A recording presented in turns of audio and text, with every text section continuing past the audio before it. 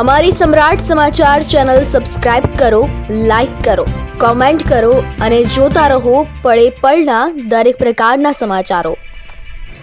તળાજા તાલુકાના નીચડી ગામ ખાતે હોમાત્મક મહાયજ્ઞ સહિતના યોજાઈ રહેલ ધાર્મિક કાર્યક્રમોનું આજે પૂર્ણાહુતિ કરવામાં આવી। ભાવનગર જિલ્લાના તળાજા તાલુકાના નીચડી ગામ ખાતે 3 દિવસ માટેના ધાર્મિક કાર્યક્રમનું આયોજન કરવામાં આવ્યું હતું। અયોધ્યા રામ મંદિર ખાતે પ્રાણ પ્રતિષ્ઠા મહોત્સવને લઈને સમગ્ર દેશમાં દિવાળી જેવો માહોલ જોવા મળી રહ્યો છે અને લોકોમાં અનેરો થનગનાટ જોવા મળી રહ્યો છે, જેને લઈને વિવિધ પ્રકારના ધાર્મિક કાર્યક્રમોનું પણ આયોજન કરવામાં આવતું હોય છે।